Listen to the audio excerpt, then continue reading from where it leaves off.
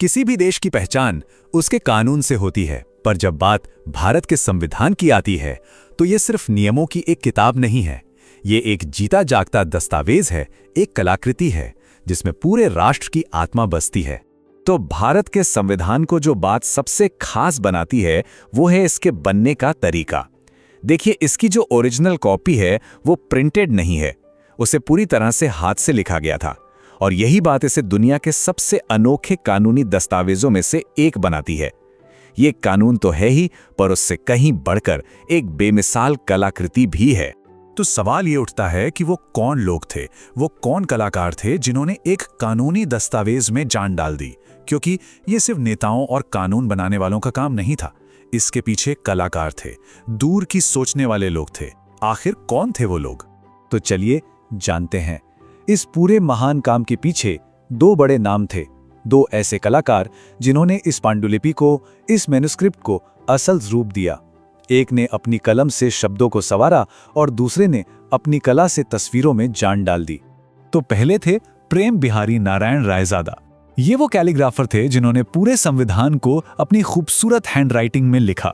और जानते हैं, इस काम के लिए उन्होंने कोई फीस नहीं ली। उनकी सिर्फ एक छोटी सी शर्त थी कि हर पन्ने पर वो अपना नाम प्रेम लिखेंगे। और दूसरी तरफ थे Nandalal Bose, Bengal school of art के बहुत बड़े कलाकार, जिनकी देखरेख में चित्रकारों की एक पूरी टीम ने काम किया।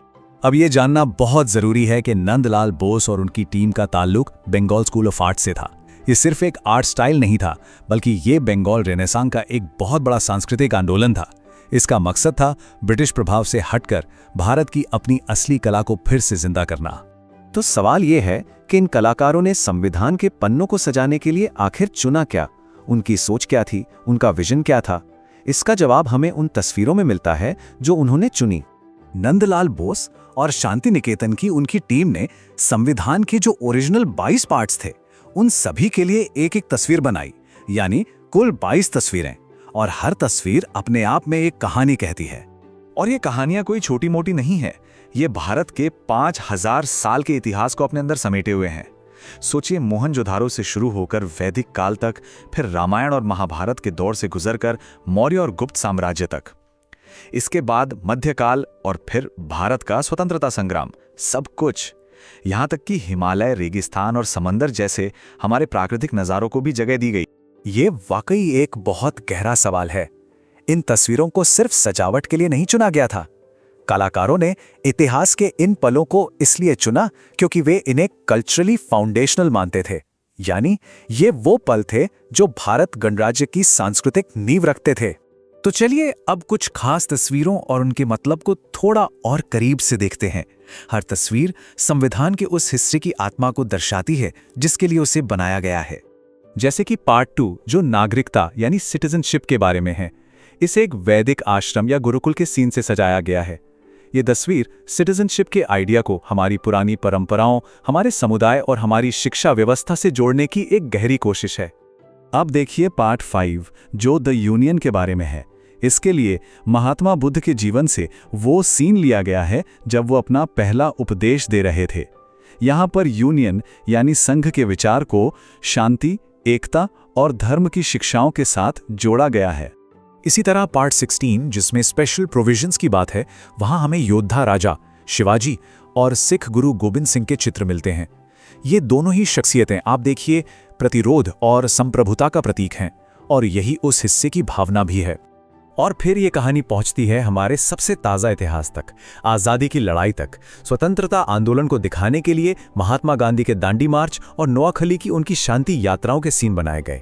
ये तस्वीरें दिखाती हैं कि इस राष्ट्र का जन्म कितने बड़े संघर्ष से हुआ है। एक तरफ तो ये कलाकार इतिहास को पन्नों पर जिंदा कर रहे थे, पर ठीक उसी समय एक और कहानी साथ साथ चल रही थी, एक राजनीतिक और कानूनी कहानी।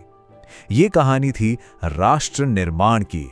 देखिए, आज़ादी के ठीक बाद भारत का स्टेटस एक डोमिनियन का था। अब ये क्या था? ये एक तरह का ट्रांजिशनल फेज था। मतलब हम आज़ाद तो थे, लेकिन टेक्निकली अभी भी एक कॉन्स्टिट्यूशनल मोनार्की थे जिसके हेड ब्रिटिश सम्राट ही थे। एक स्कॉलर ने इसे क्या खूब कहा है, लगभग पर पूरी तरह नहीं, एक ऐसा गणराज्य। तो एक डोमिनियन से एक रिपब्लिक बनने का ये सफर कई साल लंबा था। इसकी शुरुआत हुई 9 दिसंबर 1946 को, जब कॉन्स्टिट्यूशनल असेंबली की पहली बैठक हुई। फिर 15 अगस्त 1947 को हमें आज़ादी मिली और डोमिनियन स्टेटस शुरू हो गया। इसके बाद 26 नवंबर 1949 को हमारा संविधान बनकर तैयार हुआ, उसे अपनाया गया और आखिर में वो तारीख आई 26 जनवरी 1950, जब इसे पूरे देश में लागू कर दिया गया।